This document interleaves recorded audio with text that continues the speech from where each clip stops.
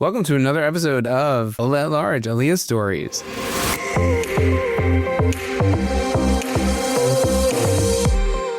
Hello and welcome back to Oleh At Large, Aliyah Stories. It's a new season, it's a new school year, and we are back with new episodes. So we've got a great lineup of episodes coming, some really interesting guests, and I wanted to kick off this season with an update as to where I'm at. Where I'm at physically, finally, is Tel Aviv. I had a range of decision-making to do around where I was going to live. The number one question that I've gotten from friends and family is, what's up with your apartment? That's a good question. So my apartment building is still being constructed. There have been delays because of the war, and we can't move in until we get something called a Tofes Arba, which means that all of the electrics and the water are all hooked up and the building is ready for public habitation. So that's probably not going to happen until now December. It was supposed to be last March. And I am also getting some work done. In fact, I'm getting a kitchen put in. So I probably won't get access to living in the apartment until February. Hopefully after I get back from the kids' green trip in February to the States, I can move into my apartment. So I was faced with the question of where to live in the beginning of the summer. In July, I was mostly traveling, US, England, and I had to make a decision when I came back, where was I going to live? I had decided that I was finished with the Holon sublet. For those of you who may remember, I was staying in a sublet in a city called Holon, which is south of Tel Aviv. The apartment was very nice. Unfortunately, the area around it was just a bit of a mess due to all the construction. So I decided it was time to go, and I wanted to finally be in Tel Aviv. I had arranged for a Airbnb for the month of August and was considering whether or not I was going to take a lease after that for however long it would take to get into the apartment. And I figured I could just terminate the lease early. And initially I was told that that was a relatively easy thing to do, that leases in Tel Aviv, because of the demand, generally you have terms that you can essentially just terminate them. So I moved into the apartment in August in Florentin. First off, a little bit about Florentin. Florentin is a great neighborhood. I will say it's probably not for everyone. It is very bohemian. It is a neighborhood that was started almost 100 years ago by some Greek Sephardic settlers that moved here from Spain. They're originally from Spain, then went to Greece, and then came here. It unfortunately slid into a really bad neighborhood by the middle of the last century in the 1950s, 60s, 70s. By the 80s, it was a mess. It was a slum. But then by the 90s and the 2000s, as often is the case, the artists moved in. They liked the cheap rent and the big lofts and started setting up galleries and coffee shops and cafes. So that's a story I think many big cities know. It's very East London. It's very Soho and Tribeca. So in my view, it's definitely got the 90s East Village or 90s Tribeca vibe, even late 80s, I would say. In terms of the cost is relatively affordable. The streets are lined with graffiti of all kinds, political, not political. So that's certainly fun to walk around. And I've posted a bunch of pictures in the past on that. And it's filled with bars and restaurants and nightlife. It's a very vibrant neighborhood. It's probably for the under 30 set, which I am not, as much as I like to think so in my head. I'm not. So in the apartment that we had, Dolly and I, was on the third floor, and it was a walk up. And Dolly, unfortunately, in the summer heat, did not particularly love the stairs going up 3 times a day. So that became a bit of a struggle. But overall, Florentin was a great neighborhood, fun bars. There were 3 different Mexican restaurants within a 2-block radius of my apartment. The main bus line was right across the street. It was a really good experience. So that was basically set. I had the apartment set for the month of August, and I had to consider what I was going to do from that point on. So I started looking at apartments to take a lease from September onwards, figuring I would take it until I could move in, and then I would exit the lease. I came to find out that it isn't exactly so easy to exit leases.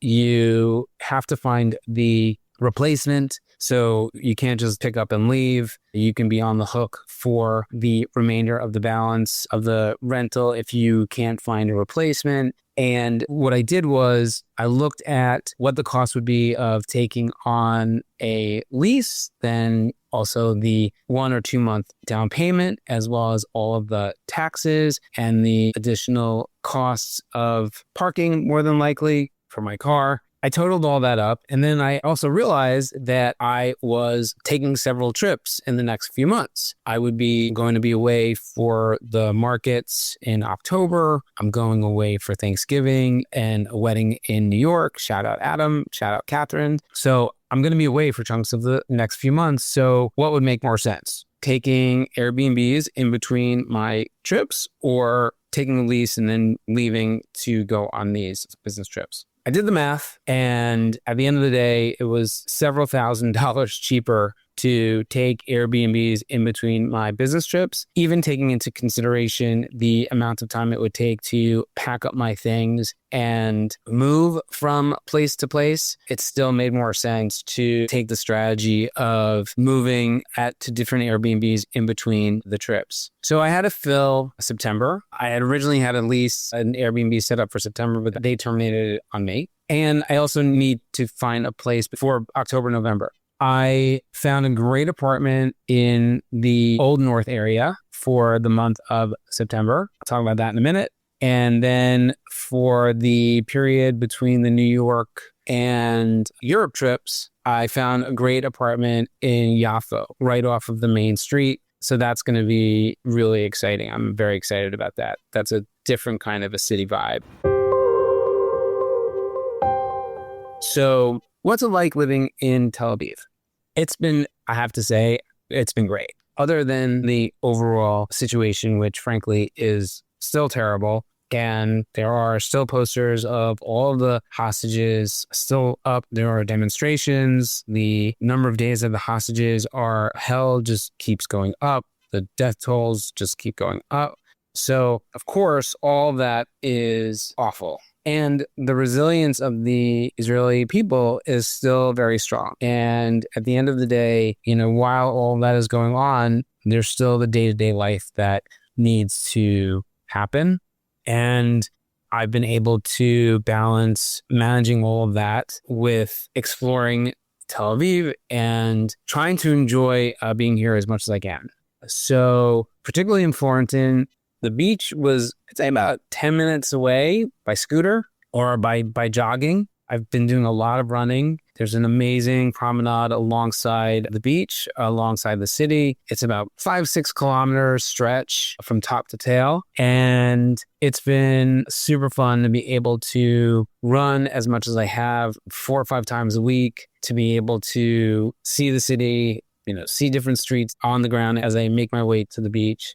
In Florentin, there's a really fun area, this old train station area where there's a bunch of shops and restaurants, and they have market days. It's always interesting to find the best fruit or the best nuts or the best spices. So trying different markets has been really fun. And the Levinsky market is one that's right down in Florentin as well. Really great little vendors, nice little shops. As I mentioned earlier, there are a few different Mexican places. I love Mexican food ever since my days in Los Angeles. And as you can imagine, it's been generally hard to find in London and elsewhere. There's a great one called Mexcal, which was not too far from my home. That was a really nice place to be able to go. There's a terrific cheese store called Holy Cheeses that not only had an incredible selection of cheese, but also had terrific selection of higher end European food products. So sauces and pastas.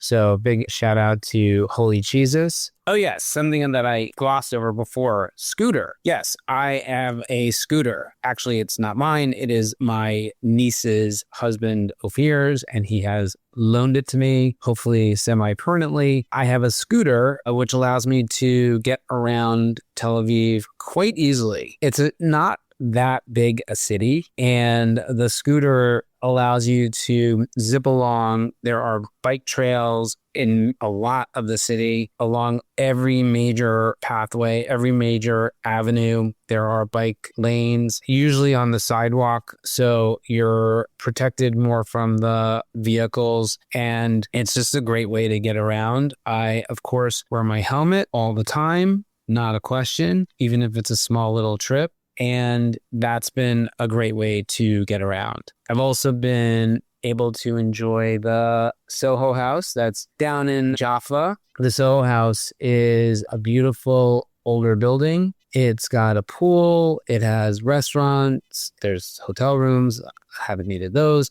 There's a terrific working space right on the top floor that you can take phone calls, that you can have meetings, use your computer. You can't use your laptop right by the pool, but you can use it kind of pool adjacent, and you can get away with using your phone as much as you want at the pool. And so that's been really nice to be able to work from every now and then and enjoy. They have some fun nightlife. They have different DJs. Sometimes there's a night swim. So that's been a really nice way to enjoy my time here too. I've also had the opportunity to go to the National Theater a few times. The National Theater is called Habima, and there are all sorts of performances there, including Hebrew language adaptations or translations of American, British, European productions. I saw a great musical performance of the musical Priscilla, Queen of the Desert in Hebrew. As I had a pretty good familiarity with the story and some of the songs, it was very easy to follow along. I also had a great opportunity to see a Hebrew translation of one of my favorite plays in the world, A Doll's House. What I did when I prepared to go to see A Doll's House was I got access to the Hebrew script, and I was able to create a Hebrew version of the script with the English language lines next to it, and was able to refresh my recollection of the play and refresh my recollection of the dialogue in the play with the English, but also compare it to the Hebrew. So when I went to the show, which was in Hebrew, it was very easy to follow along what was going on because I looked at the translation beforehand. And in addition, there are super titles on the sides of the stage in Hebrew, and it was pretty easy to follow along with what was going on in the play. One of the funny things about the play was that there's a role for the main character's maid slash housekeeper slash babysitter. And they had that role played by someone of Philippine descent, as it's very common here in Israel to have Filipinas or Filipinos in house supportive roles. So my mom has a wonderful, wonderful woman who helps her, who's originally from the Philippines. So it had a very good local casting flair on top of being a terrific performance. And one of the other fun things I've been able to get to a couple of times has been English language comedy shows. Yes, there are comedy shows, stand-up comics that perform here in Tel Aviv in English. Deb Kaye is one of them. She's Australian born and organizes something called TLV Laughs, which is a stand-up comedy night. I'm going to actually have her as a guest on the podcast in a few weeks, so stay tuned for that. So that generally takes place at Honickman Bar in Tel Aviv, which is in Florentin, and it's a really cool venue, very intimate bar with an outside space, so you can have a drink before and after. That was super fun. I've been there a couple times. Additionally, they also had comedy at another location at the Alpaca Bar, which has really nice happy hour specials. They have a big downstairs space for performance, which was pretty fun as well. So that's a really fun evening out in Tel Aviv to be able to have a few laughs in all of the stress and craziness that is going on, not only here, but in the world. To finish off, we're going to do a word of the podcast. This time, the word of the podcast is going to be kapara. Kapara is a word for sweetheart, darling. It is generally used for anyone that you feel affection for, and it's used pretty liberally, I would say here. One of the things that you'll see here in Israel is that some of the words for affection and relating to each other are flung about pretty broadly. I will talk about this again in a future episode. Words like achi, which is my brother, that tends to be slung around pretty easily. Kapara does as well. So that's your word of the podcast. Thanks for tuning in. That's it for this episode of Oleh At Large, Aliyah Stories. Please subscribe. We've got some great episodes coming up. As I mentioned, Deb Kaye, some other big names coming up, and we'd love to get your feedback. And thanks for listening. Please give a like, give a follow, and catch you next time.